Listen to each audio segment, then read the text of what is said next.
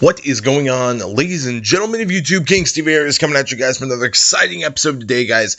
Today, guys, I'm going to go over the entire Velvet Shell DLC and what we exactly know. There was the patch notes that just got released today for Velvet Shell. Some interesting ones, some ones that we kind of already knew were coming. And so let's first start off with the operators. We've talked a lot about Mira and Jackal. So how they're exactly going to play and how exactly they're going to change everything. We can kind of guesstimate and estimate, but we won't actually know until they're released into the game. But all right, so let's start out with Jackal. Jackal is going to be amazing. He's literally going to be amazing, just phenomenal. From what I can tell, he's got amazing weapons. He's got amazing utility, and for roamers, he's literally going to be a nightmare, like a legitimate nightmare, unless you're Caveira, but we'll get to that in a second here. So first of all, what do we know about Jackal? Well, he has a PDW. He has the PDW with a 50-round magazine as a primary. He has a ITS shotgun. He also has the assault rifle. And I'm not sure exactly what the assault rifle is called, but it's just a normal standard assault rifle. Hits really hard. Got a lower magazine clip, kind of like, you know, Habana's gun, or probably like the Scar that Blackbeard has as well. I'm assuming something around those lines. And we also, for both of these characters, they both also have a secondary shotgun, which is incredible. This is going to be really cool, and I can't wait to see how these are going to be utilized. Now, with everything said and done, let's get into Jackal's actual specific abilities. So, Jackal can see footprints for a total of 90 seconds, okay? So, there is a long duration, but if you see no footprints in a room, you can be like, well, if there's no footprints in here, then there's definitely nobody in here. You know what I'm saying? So, that's interesting. For Jackal, another thing that's interesting is, depending upon the color of the footprints, you can tell how fresh they are. So if they're green, they're like really old. If they're like yellow, they're like warmer. And if they're red, they're like red hot. You know, like they're like really, like these are really fresh. So there's that system, which is really unique and cool. I was always wondering how they were going to differentiate, and that's a really cool system to have.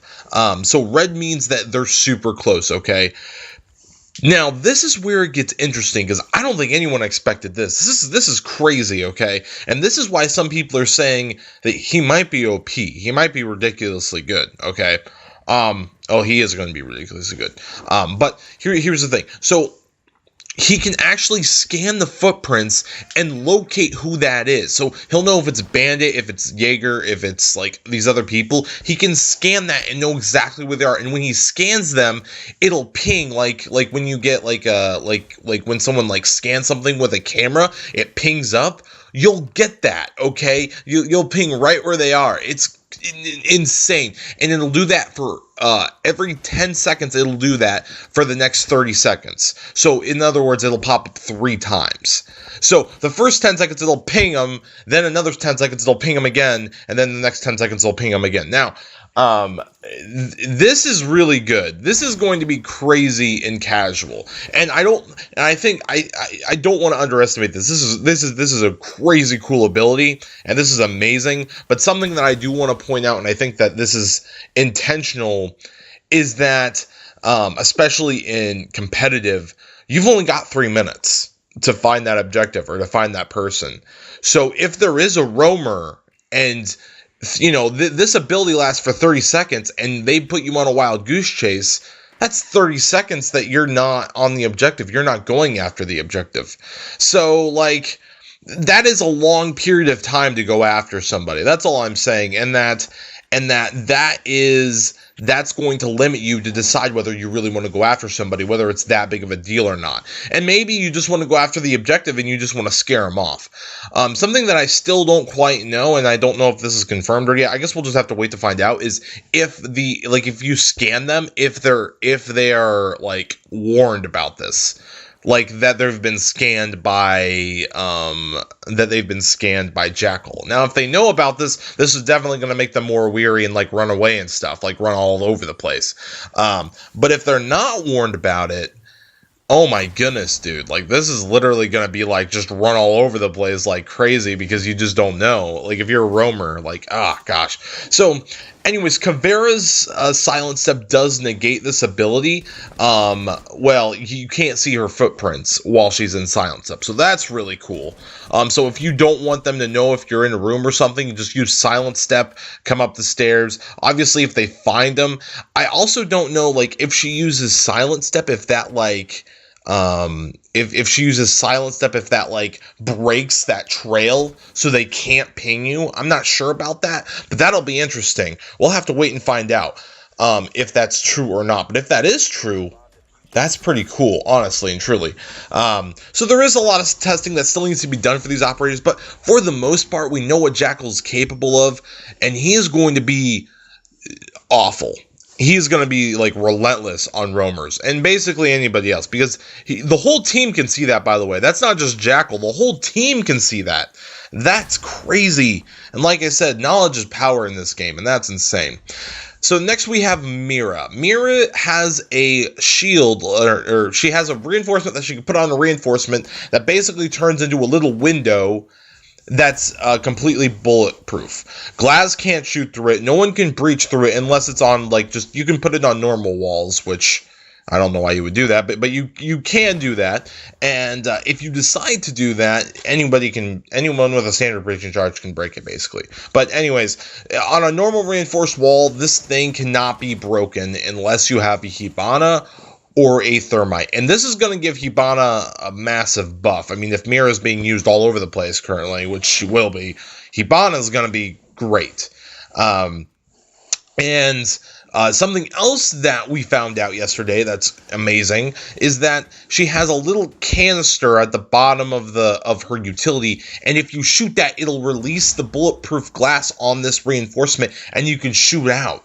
That's incredible, man. That's going to give us a massive advantage. This will enable you to use Tachanka's turret in there. Oh my goodness, dude. Tachanka is going to be so great now. Like, I can imagine Mira, Tachanka, and Bandit are going to be used together an awful lot, because you can do stuff with Mira's gadget so easily with the two of them. Bandit with destroying everything, and Tachanka's turn just putting it right in there and just dropping the glass. The one thing that has been confirmed, is that Twitch's drone will be able to release that canister. So you are going to have to seriously use mute almost as well, because if you get that stupid thing down, that gives, the attackers the advantage then, that just sucks, man. So with all that being said and done, there are the attackers and the defenders. Mira will also be having the Vector and the shotgun and the shotgun secondary, and of course the pistol as well. We'll just have to wait and see what happens with these guys. I can't wait to see these guys change up what we know about Rainbow Six Siege, and in very unique and situational ways. And I can't wait to see that. Other than that, we did get a change to IQ. IQ will be getting frags, and Capital will not be getting frags. I'm a little upset about that. I was hoping that IQ would just get frags out of nowhere, but I really don't like them taking that away from Capital. I love Capital's frags, and oh man, that hurts, because I like Capital, and that's one of his biggest utilities, is having those frag grenades. So that hurts, man. That hurts. But they are taking that away. So IQ's getting frags. So this isn't going to make her amazing by any means. She's not going to be, way better than anybody else now. But having frag grenades gives people a reason. I know people that literally just pick people with the frag grenades. It's just fun. It's fun to do. It's fun to get frag kills.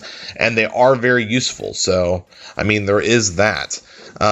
So other than that, there's not really a whole lot. The new menu UI, they've completely changed it up to where it's much easier. The matchmaking is going to be a lot faster because it's a 2-step system instead of a 3-step system, which is basically where now the system's just going to find 10 people and put you in a match. The loot system, which I've already talked about that. You can look at my previous video if you really want to know all about that.